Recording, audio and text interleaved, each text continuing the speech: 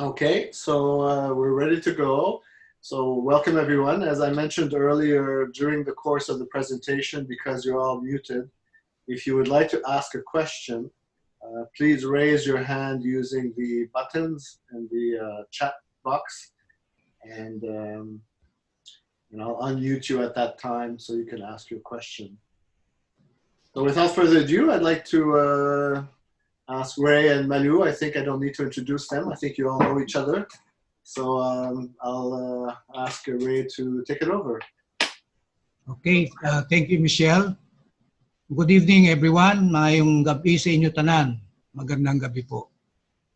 This is a more or less about 45 minutes or so of presentation, and that this is a webinar, meaning it's a seminar learning session through the use of the web-based video conferencing platform, the Zoom.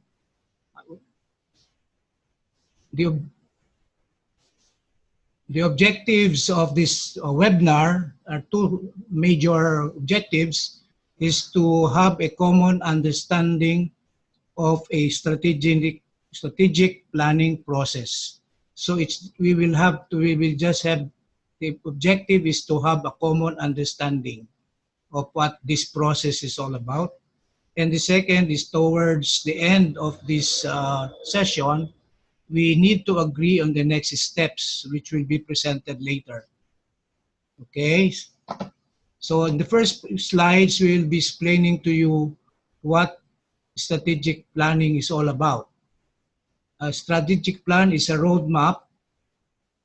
You can look at it as your way of going to somewhere, and you have the destination, and it outlines our mission, goals and objectives, desired outcomes, and that they are expressed in terms of measurable goals and objectives.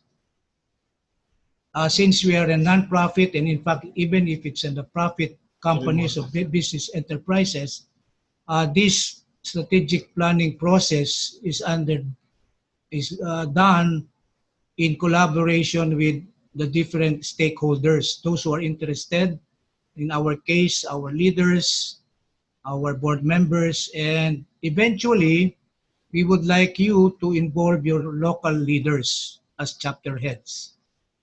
In many cases, in almost all cases, consultants are very useful, and they help us in being able to conduct for us and facilitate for us this strategic planning process. Why is strategic planning important? Why is it important? It's critical. It's merong kasabihan. There is a saying, if you fail to plan, then you plan to fail. That means if you don't plan, you're bound to fail in whatever you're trying to do. Even in your own personal lives, you need to plan. So it is critical, especially for the long-term success of any non-profit organization. It involves reviewing where we are. We need to know, where are we now? HAPLOS is 25 years this year, starting last year, of course. And in the chapters, some of you have existed for more than 10 years already, like Iloilo and Davao. So it's important that we need to look at where we are. We also need to know where we would like to be in the future and how we intend to get there.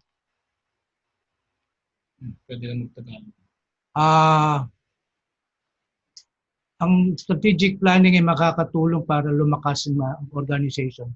It can help us strengthen the organization by focusing on long-term objectives. Normally, pangkaraniwan, mga plano natin short-term lang, parang activity-based. Sabihin, if we have an activity, say for example, for April, we just think that we'll do it in April, but we don't have a plan in what to do during the year. So in most cases, we don't know where to go or how to go to where we want to go because we don't have a longer plan. Saka it's important to ask ourselves, why are we doing this? Why is HAPLOS or HAND or CDO, Zamboanga or Iloilo, why are we here? Bakit tayo nandito? So we need to renew our sense of purpose. We need to know why we're doing what we're doing. It is also important, strategic planning. For one thing, it's a written document. It cannot be, hindi pwedeng nag-uusap lang tayo tapos no documentation, walang papel. We won't be able to use what we ever agreed on as a guide.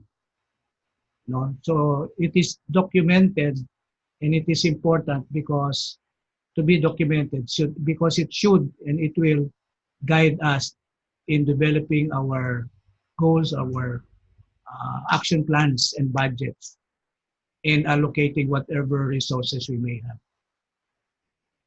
Isa pang importante ay yung strategic plan ay nagbibigay ng information dun sa mga ating stakeholders. Stakeholders are those who put themselves and involve themselves and they make themselves responsible and accountable to the objectives and the goals of the organization. So lahat tayo stakeholders, our members, our benefactors, are stakeholders, so we involve them. It's very important that in every action that we have, we involve our governance, yung ating board, yung ating committee, yung executive committees. We involve them and ask for their approval. Because if you don't have approval, and then anybody can raise the question, who authorized it? Okay, so any question on what is strategic planning and why is it important? Is there any question? You can raise your hand. Yes. Okay, if you have questions or you don't have questions now, you may want to jot it down later and then we will give time for that later on. But in the meantime, let me turn this over to Malu, who will describe to us the strategic planning cycle. Okay, hello. So by now, alam na natin ng ano ang strategic plan at para makagawa tayo ng isang strategic plan, kailangan natin gumawa o dumaan sa proseso na tinatawag na strategic planning. Okay? So makikita natin sa slide that it is a cycle, meaning it is a continuous process. Tuloy-tuloy na pagpapaalam or pagsusuri para makuha natin yung ating o makamtan natin yung ating mga layunin. So it starts with knowing the environment, the global setup, which is the first step. Ang mga informasyon na yan manggagaling sa mga leaderships or sa mga chapter heads who are exposed to sa mga training natin, sa mga miyembro natin, at sa mga stakeholders na binanggit ni Tito Ray kung sino sila, no? Napakaraming mga tao who has the interest sa layunin ng hemophilia. And after yung ating external environment, kailangan malaman natin tayo. Sino si HAPLOS? Alamin natin ang kanyang mga strengths, weaknesses, opportunities, and threats. After which, aralin natin kung ano naman ang mission, vision, at ano ang mga goals niyan. Yun ba ay realistic pa o dapat i-modify para makagawa tayo ng mga action plans at bagong mga strategy para again, magkaroon tayo ng katuparan sa ating mga layunin. And then, pag meron na tayong tinatawag na action plan, execution na o yung action mismo. After which, tuloy-tuloy na pag-aaral o pagsusuri kung yun ay applicable pa.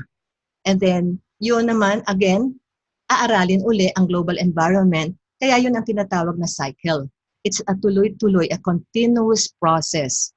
So walang katapusan na correction, adjustment, kaya talagang importante na alam natin ang proseso para magkaroon ng realidad yung ating mga layunin. Okay. So, sige, apply natin yung cycle na yan. Most probably, ang mapag-uusapan natin hanggang cycle 4, which is the planning stage. Umpisahan natin sa assessment ng HAPLOS sa kasalukuyan, yung present status ng HAPLOS. So, meron tayong current mission, meron tayong vision, values, and goals na itatanong natin sa sarili natin, is it still applicable or can those current vision, mission natin assist us or guide us or give the direction para sa HAPLOS and its chapters in order to be able, kumbaga implementable pa ba yun? And then, kaya pang ma-achieve lahat yon. So, that kailangan natin malaman yon. Yun yung knowing or alamin ang sarili. So, yun ang proseso ngayon natin. Understand the environment. So, for example, sa HAPLOS, knowing HAPLOS, kilalanin natin sino si HAPLOS, ano ang current, ano nga niya ngayon, status niya, by understanding yung organizational strengths, internal strengths and weaknesses ng HAPLOS, and possible external opportunities and trends. Malalaman natin to, gagawa tayo ng exercise dyan.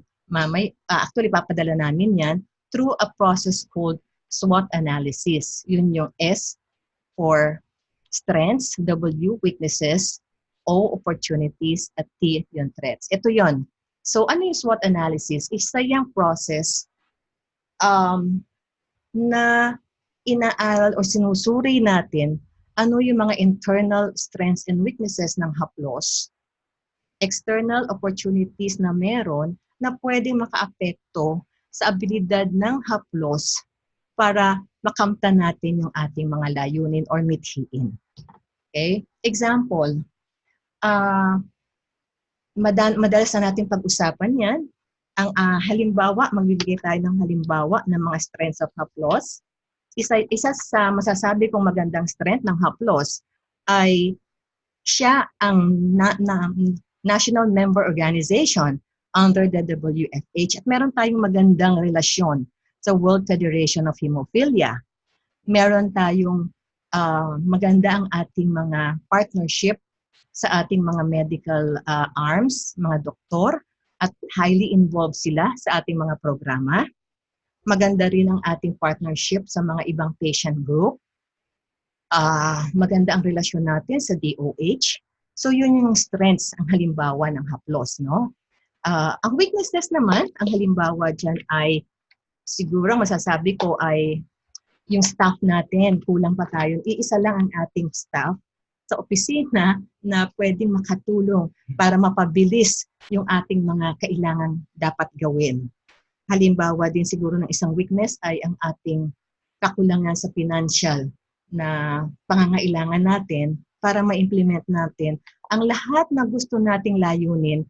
Halimbawa na lang ay makarating sa mga iba't ibang chapters para makapag-implement ng mga programa sa mga chapters natin. So yun yung isa sa mga strength. Sa mga opportunities and threats, these are galing sa labas. So probably a good opportunity would be yung further ties with government kasi meron na tayo. Pero meron pang iba pa like yung mga Foods and Drugs Administration na pwede makatulong sa proseso ng mga ibang kailangan natin para mapabilis yung pagpasok ng ating humanitarian aid, for example. And then, meron din dyan mga iba pang grupo na may interest sa hemophilia na pwede pang magkaroon tayo ng joint forces at mapalakas natin ang boses natin. Ang threats, ang halimbawa ay ang, for example, yung madaling pagpalit ng mga opisyal ng gobyerno na nagkakaroon ng pagtitigil sa mga projects o mga programa na inilulunsad natin o yung mga advocacy projects natin sa government. So we have mga advocates, we have champions, and after which ma-replace na because there's another set of government officers, government officials na naiiba tuloy yung takbo or pacing ng mga ating advocacy sa gobyerno.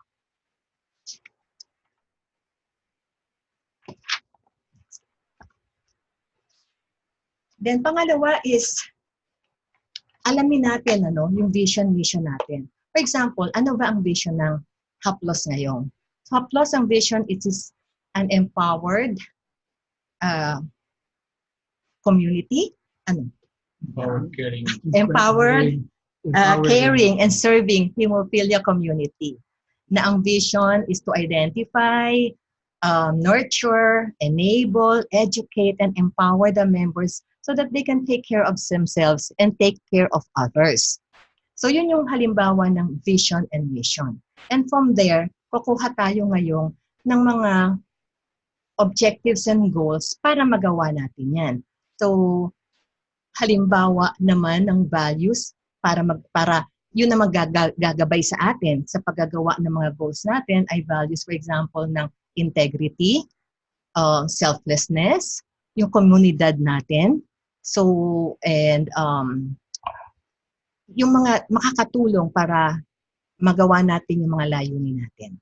So, yung mga goals halimbawa, if ang mission natin ay to empower or to educate, ay gagawa tayo doon ng mga goals like katulad ng education, mission natin to identify. So, meron tayong mga campaign, materials, yun yung halimbawa ng mga goals para makuha natin yung mission natin to identify or hanapin sila. So yung mga mission, yun yung mga possible na ang short or medium terms probably, for example, empowerment ay like coming out with physical activity programs para ma-empower sila. So yun yung mga halimbawa ng setting up of priorities, short, medium activities for the organization. So dapat alam natin muna ang ating vision kasi yun yung gagabay sa atin. Pagkatapos natin malaman natin ang big, the big picture, ngayong i-breakdown naman natin sila to a more specific goals. For example, ang gusto natin ay empowerment or enabling activity. So, gawa tayo ng halimbawa, such a very simple example. Enabling. So, halimbawa ay members natin to be physically strong. So, gagawa ba tayo ng mga activities like a swimming program? Yun yung, or a rehab, para magiging more specific siya. So, pero ang marami dito ay gagamitin natin yung ating ginawang needs assessment. So, dyan makikita natin ang ibang halimbawa katulad ng medical care or hemophilia care sa mga hospital. I think that is yung number 1 na mga halimbawa doon. So from there, gagawa naman tayo ng mas specific strategic goals.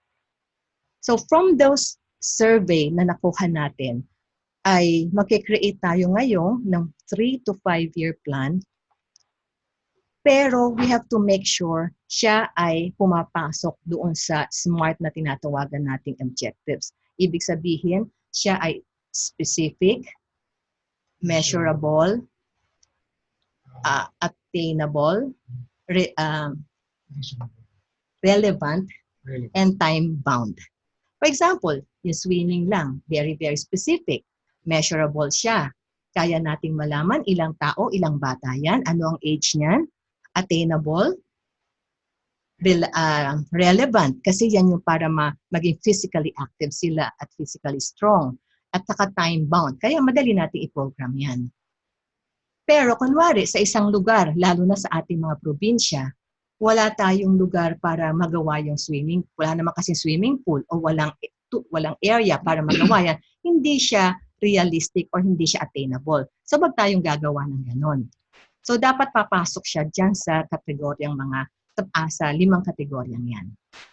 So, and then dapat parating may in charge o may responsible para sa mga pagbabantay at na-measure natin ang lahat ng ating sinasama sa ating mga layunin.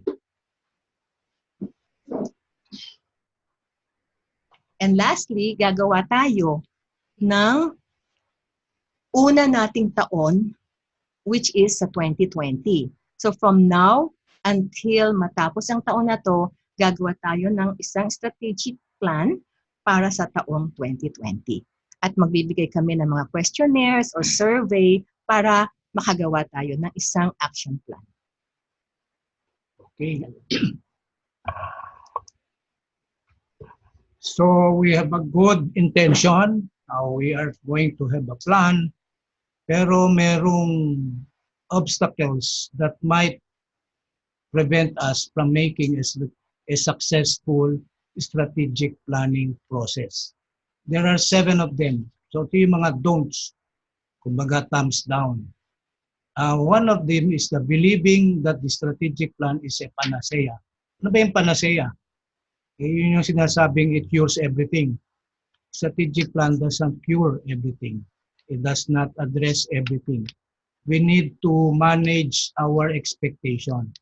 So our strategic plan is a management tool, pure and simple. It does not solve organization's problem as it is, no? As is. Hindi niya masosolve lahat yung problema ng yun lang. And it will take time to write down this planning, and we need to take time. What you expect to get out of it. Kinakailangan manage natin yung mga expectations natin. We will be adjusting. And we need to adjust. So that's the first, ika nga, sin. And the second is, na yung strategic planning, a product end result. No. It is a process. It is a journey, ika nga. Para kang nagkukuha ng, kunyari meron tayong event, kumuha ka ng retrato, that's a snapshot. That's a one-day thing. But a plan is a journey. It's a long-term process. Yun lang importanteng sabihin. It is more of a process than just an event. Okay? And the third sin or thumbs down tayo, yung gagawin natin to ng ano lang tayo, yung tayo-tayo lang. Hindi pwedeng gawin ito ng tayo-tayo lang. We are a community, and you can imagine if we are riding on a bus or dyan sa mga Mindanao, you're riding a binta or is a boat. Inside the boat, you need to cooperate and let everybody know what you're doing. Everybody has to be involved in the process. And kailangan dito, this strategic planning is that merong ownership. We cannot afford that somebody doesn't agree and napapalaki yung disagreement without settling the differences. Kailangan ma-settle yun kasi it's a one plan, one objective, and we have to agree.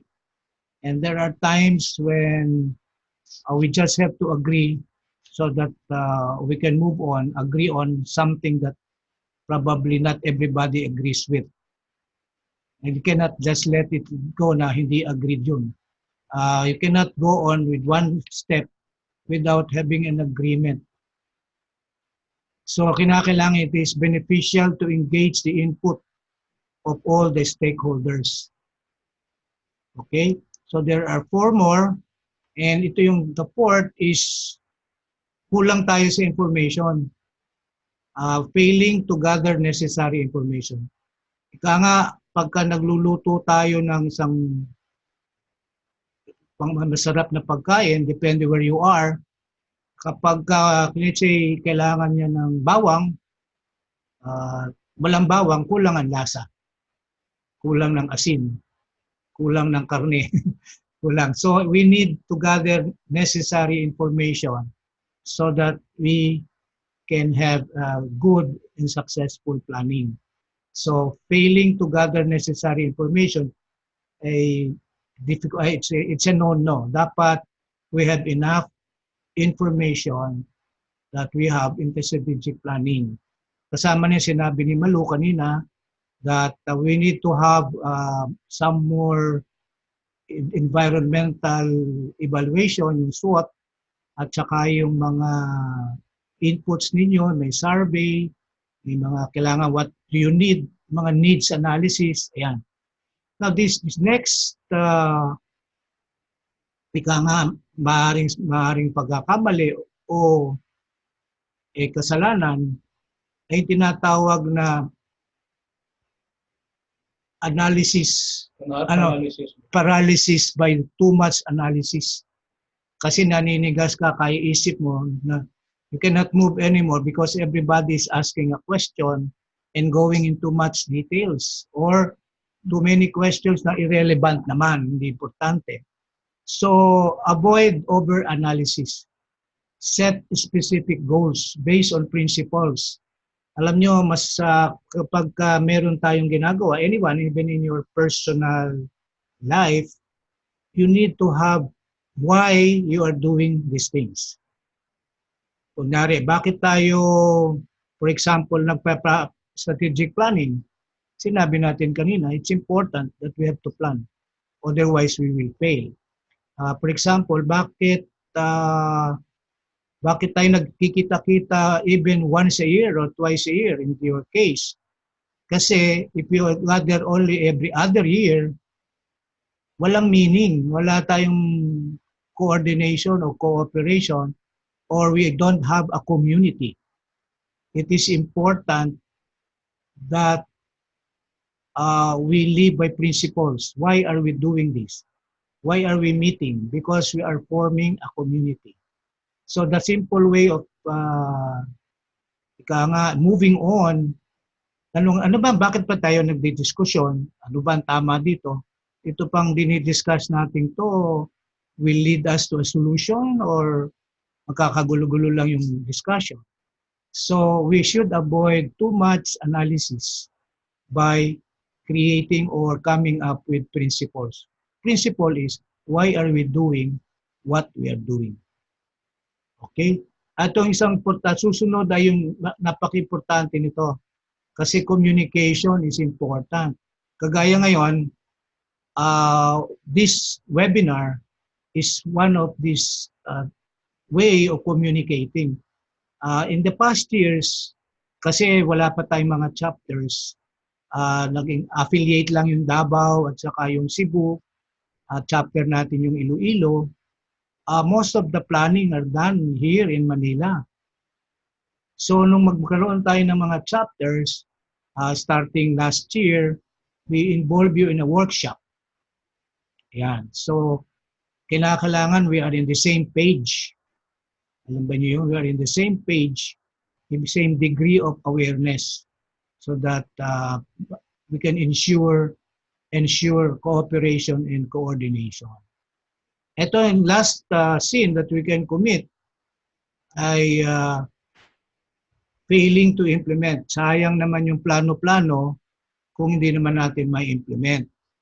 So sabi nga ni Malu kanina, in order that the plan and goals and action planning, things that we will plan to do para maging ma-implement natin, there must be realistic, they must be, there should be smart. And smart? Specific, dapat clear, and then measurable, dapat alam yun. Anyway, that's another lecture. Anyway, basta kailangan lang that we have to implement. And the strategic planning is just the beginning. Okay, so the next part would be ano-ano yung gagawin natin sa mga susunod na mga araw. And Malu will continue. Excuse me. Do you have any question? Let me backtrack. Balik tayo dun sa kabila. Ayan. Do you have any questions on the don'ts? If you have, you can raise your hand. We will unmute you. May nagtataas ba ng kamay? Nobody's raising his hand. Is it clear, or you want to ask questions later? Okay, anyway, we can proceed. The next slide. Okay. Dito we expect feedback kasi dito ito na ang mga proposed steps and timelines natin. So dito engage tayong lahat, all and everybody will be involved because this is the start of the strategic planning process. Okay? So first, step 1, actually ito yon.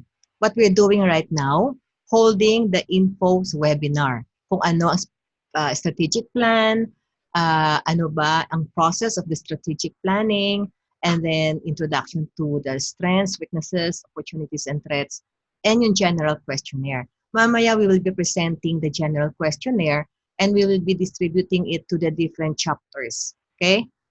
So, right after nito, then we will do that. So, yun yung one is actually this activity.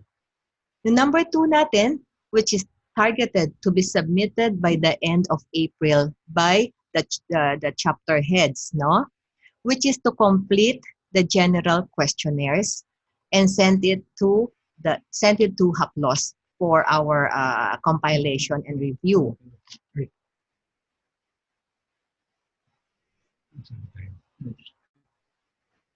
There. So that will be for submission by the end of April. So the next slide. Can we show the questions? Let us jump a little. Yes. So that you will have an idea ano yung general questionnaire questionnaires. that will be due May, no? End of April. End of April. That's like Yan. That will be the general questionnaire. So this will be the different questions that will be given to the different chapter heads. One is, what are the 3 top goals for HAPLOS, both on the national level and the local chapter level for the next 1 year, next year, the next 3 years, and the next 5 years.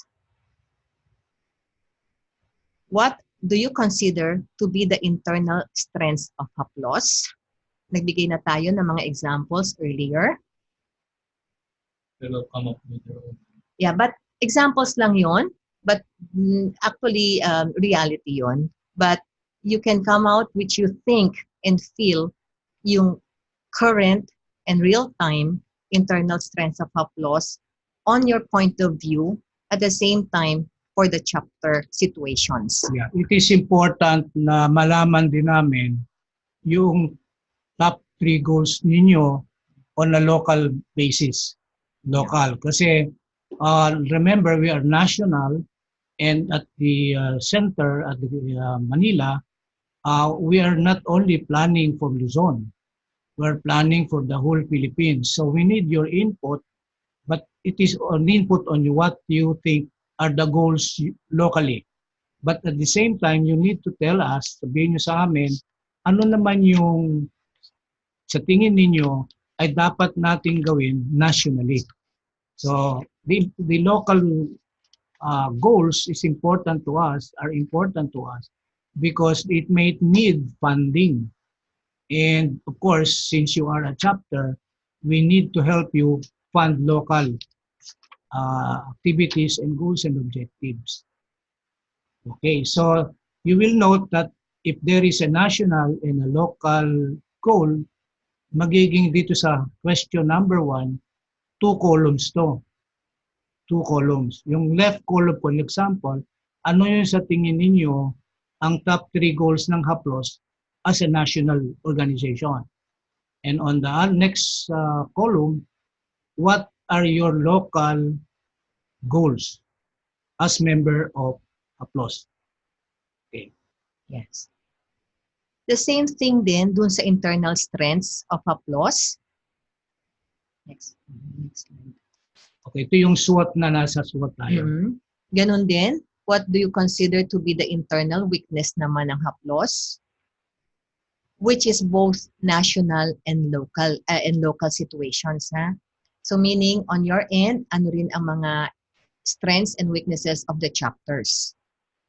So on the fourth will be, ano naman, what do you consider to be the external opportunities of HAPLOS? The same, on the same second column will be the opportunities on the local situation. And then the threats for HAPLOS and the chapter. Bibigyan mo sila ng copy. So we will be distributing sa inyo through your emails.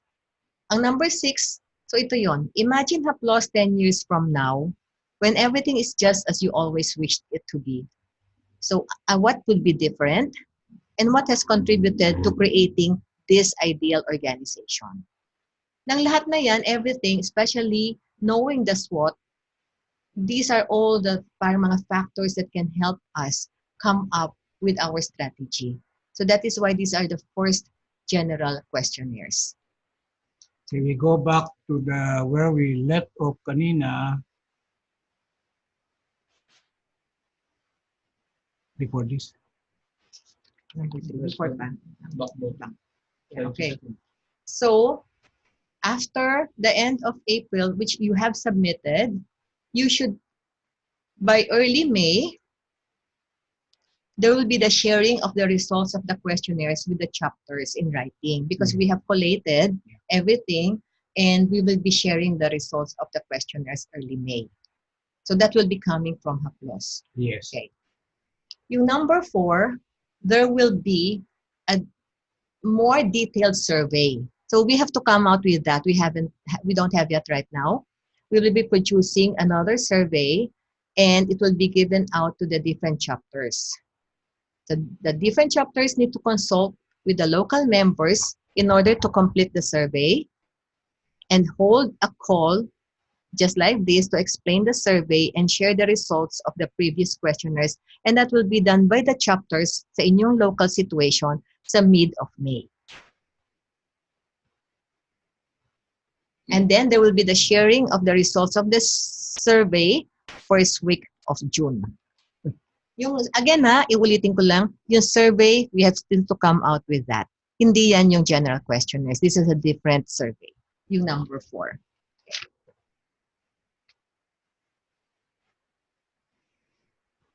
If we have all the information coming from the survey, now by mid-June, we need to prioritize the goals and objectives and the strategies for the next 4 years.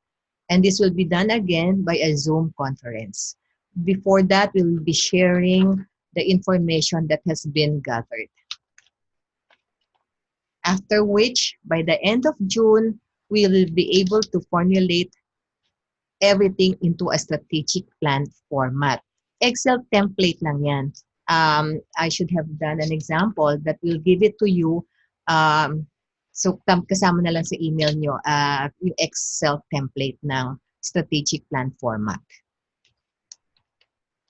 Then by July to August, we have to fill out the blanks nung Excel template natin para makagawa na tayo ng isang final strategic plan na ngayong gagawin natin yan for 2020. Yung strategic plan na yan is the action plan for 2020.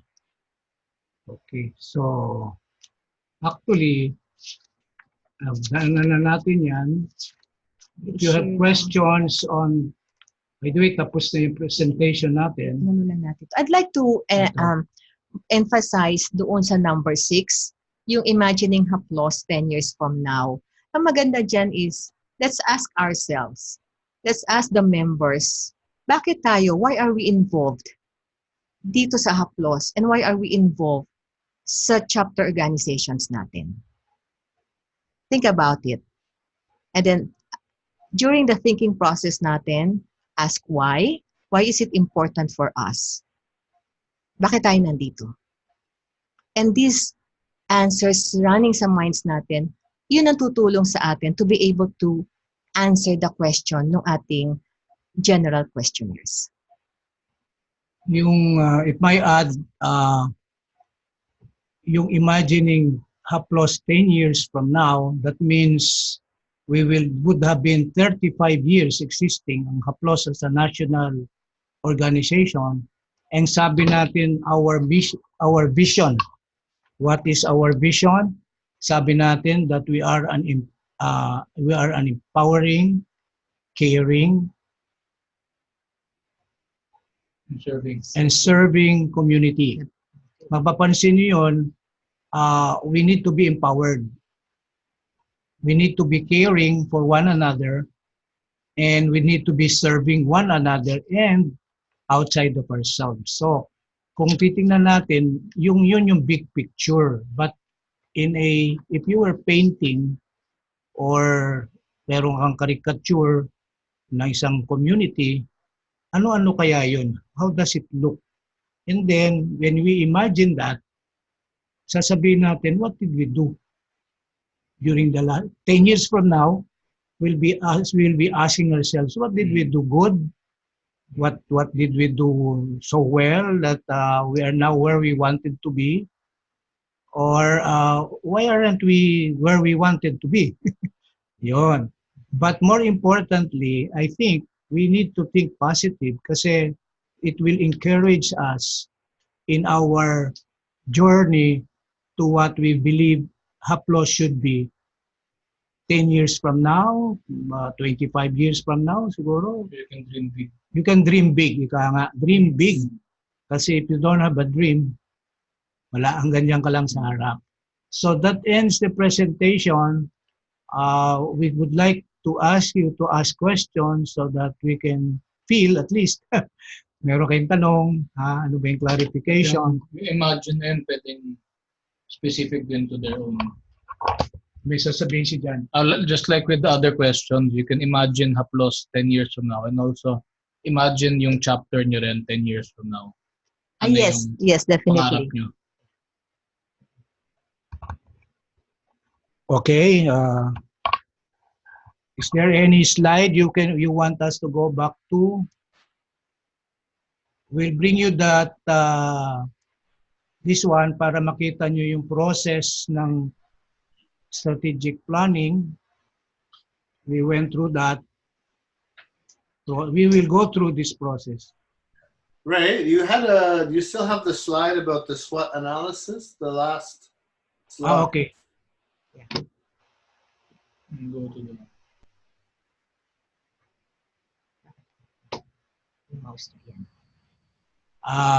This one or the details? Okay. No, because in my slide deck I had just before the question slide was one about SWOT analysis, but I think you may have changed that. Okay, sorry about that. No, we actually, it is there. You just put it in the... We just put it ahead, that SWOT analysis. It used to be in another frame, but okay, it is, sorry. No problem. Okay, any questions, clarifications? Yeah, so I'm gonna unmute everybody right now because we're not so numerous, and so people Okay. can actually. So you can speak up now. So everybody, if you want to speak, you can do so now.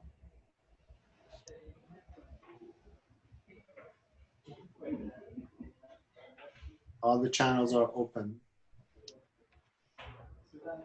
When did we write? I remember lang, siguro some tips lang when we wrote this SWOT analysis when, hello? Yeah. We wrote the SWOT analysis when CHS first came to visit us in 2017.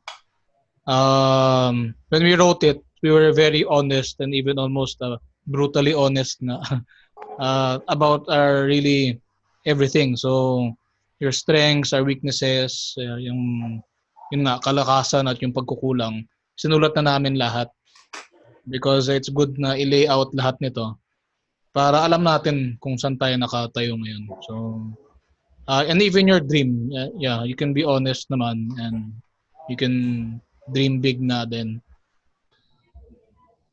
So yeah. So, I was just wondering if you're interested. I do have an example of the Excel template on which strategic plan can be produced. I could share that if you want with the rest of the team. Yeah, yes, Michelle, because I forgot to have a Okay. slide for this. So if I could just ask Ray to stop sharing your screen, and I will share my screen. Okay. Okay. Just give me a moment.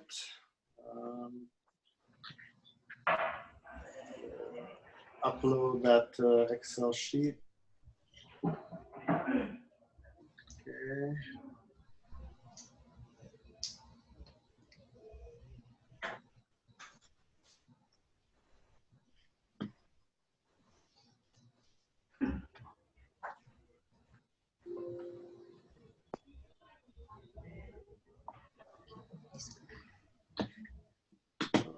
Okay, so I'm just going to share my screen now. Okay, so people, you should be able to see now the Excel sheet.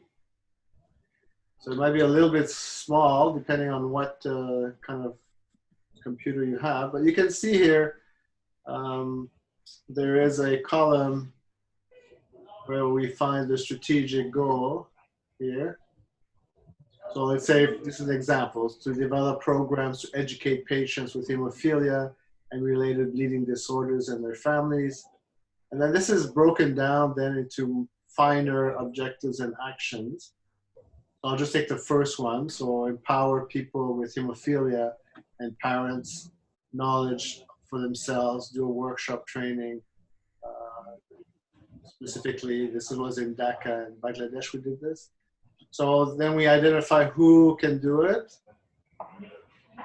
the timeline, and then we can put measures in this column, all the measures. And we had actually developed some budget items so we knew how much these different costs for planning purposes. So another area that in this strategic plan that was developed was advocacy and also collaboration, education, and support. So those are examples of key areas that were done in Bangladesh with different objectives. So this is how it can look like.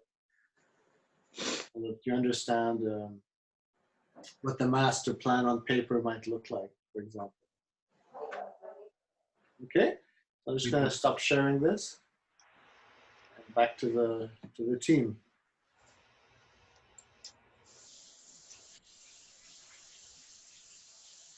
Are there any questions? I'd just like to comment. I find that having a document like the strategic plan Excel worksheet will be very useful in the future because, like for example, if we see any opportunities, like maybe someone's offering, we have funding for this activity, or we have a resource person for this activity, we can always review the strategic plan and see which of the objectives is it accomplishing. So kung in line siya with the plan, it's good to know para at least we can review if we want to proceed with this activity or not. So for me, it's useful kasi madaling makalimutan eh. Like kung ang dami-dami na activities na ginawa for the year, or we only plan activities like for next month lang yung, but having a strategic plan for the whole year, pwedeng balik-balikan. We can always go back to it and see if we're making progress for our plans. So. Especially for the chapters, you can start small, but an accomplishment will, and then it challenges us, and pag naka-accomplishment tayo, then it is like the more that we will move forward, no? Kaya a strategic plan is really important kasi yun yung kumbaga ay yung basis eh. Yun yung babalik-babalikat natin that will really guide us ano ba talaga ang gagawin natin. We're focused, kumbaga. It gives us the focus. Any comments, Elstein, Kirk, Brian, and Ricky, Amy? Comment. For us, Tito, we are just begin. Tomorrow we are just outtake. Some of our members, we have gathered meeting by next next week or later, so that we can do a strategic plan for the next year here in our chapter. Okay, okay. We'll assist you there. Excuse me. We will assist you in all of this, Ricky. By the way, to benefit of all, tomorrow we have our general membership meeting here in Manila. This is the actually the anniversary meeting or yearly meeting of HAPLOS as a group, as a community, and as a foundation. And together with the activity, the Pampanga chapter will be formally launched or accepted to HAPLOS. So tomorrow, Vicky and the Pampanga members will be present in our meeting, and they will actually be inducted. The officers will be inducted by Malu as president of HAPLOS, and at the later on, the Ricky together with the rest will be signing the memorandum of agreement. So effective tomorrow, we will now have a new chapter. So you have Davao, which is northern Mindanao, Zamboanga Peninsula, Cagayan de Oro, which is called what, southern? Northern, sorry. Southern is Davao. And then we have Panay, Iloilo, Elstein, and now we have Pampanga. So we will be welcoming you, Ricky, Kim, and your group tomorrow. So Thank you, Tito. We are glad that we are members in Pampanga. And then you'll now be part of this strategic planning just in time. So it's just tama-tama lang that you've been involved and you can come up. You'll be part of this planning process. If I can make a comment related to Brian's comment, it's a good idea if chapters develop their own strategic plan somewhere down the road. But I would suggest that when you do that, try and incorporate what is inside the national strategic plan in your regional plan, so that basically we're all working in the same direction. So that the objectives of the national converge with the regional objectives as well and goals. So that would be my suggestion, to try and have your own regional plan and goals and objectives, but try and ensure that you build also into what you'll do locally what needs to be done nationally. So we're all walking in the same direction and trying to achieve the same final outcome. Yeah, thank you, Michelle. That's a confirmation of our principle of being a community. The chapters are part of the whole, and the whole cannot move without the parts. So each part is as important as the other. So anything that is an input on the local or the chapters are also input to the national. And whatever is an input to the national is also an input to the local. So that's very good. Thank you very much, Michelle, for confirming that principle of being a community. Okay,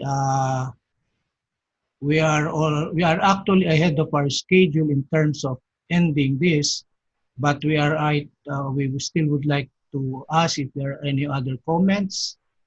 And Elson raised his hand. Elson, you want to speak? You're unmuted now.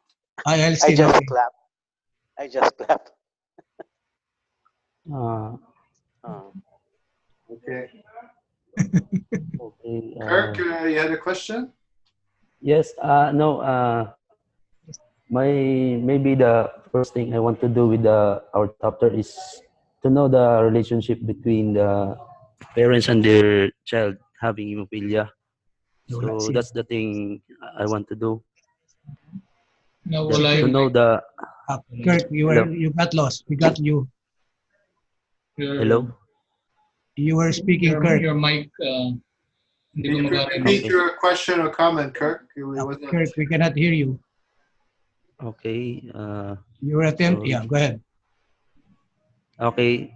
Tayo lang. Okay na po, Tito. Go ahead. Wala. My first plan about our chapter is to know the relationship between the parents and the child having hemophilia. Hindi. I hear him, Tito Ray. Okay na po. Emi, Ang ano niya, ang Sa point microphone mo Tito ata. Ray. Amin sa ano yun. sorry. Sa Okay. Wala. Okay. Go ahead. Uh, Okay. Okay. It was our sound system here. nagla ko yung okay po. Okay. Can you say that again? Can you say that again, Kirk? Our first plan in our chapter, Tito, Tita, is all about the relationship between the parents and the child having hemophilia. So that's the thing we want to know about the do's and don'ts that we do to each other. So doon po namin hahanapin yung problema ng each other ng grupo ng ano po namin po sa chapter. They need.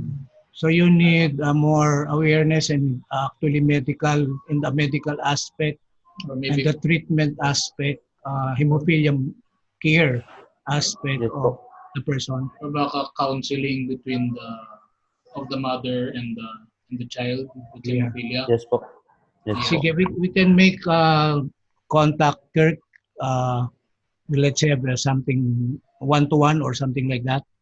We Yes can po. talk Ganun about po. it. We can ask the doctora or whoever would be able to give guidance on whatever need you have insofar as hemophilia care is concerned. And also, Kirk, I remember yung when we went over there ni Emmy, madaming nag-fill up nung needs assessment. I think we will review specifically for Cagayan de Oro area para to confirm or validate yung concern mo ngayon. Okay po, Tita. If I can jump in, if I can, Kirk, this kind of preoccupation in terms of the relationship between parents and a child with hemophilia and how to provide better care and treatment, if that's a need that you identified, you can certainly include that when you do the strategic planning questionnaire in terms of what kind of needs need to be addressed. So that if there are other people in the nation, in other regions that have that same need or preoccupation, it could be the object of a specific goal in the strategic plan that we would tackle in the next couple of years. So that's a good point that you're raising, Kirk, and that's the kind of thing that we want to hear about when you do apply to the different questionnaires that will inform the strategic plan. Thank you po. Thank you, Michelle. Thank you, Tito, Tita. Okay. So, any other questions or clarifications? And congrats pala, Kurt, for representing us Thank you, World Jan. Federation. Okay, I hope you enjoyed the training. Yes, many learnings that I gathered from We can that. talk further then kasi I was also before attended the WFH training, so very good Yes. experience. Thank you very much. So thank you everybody for having participated. Thank you to Ray and Malu for having presented. So I'm going to terminate the recording right now. Yeah. And this recording, so I'm putting an end to it now.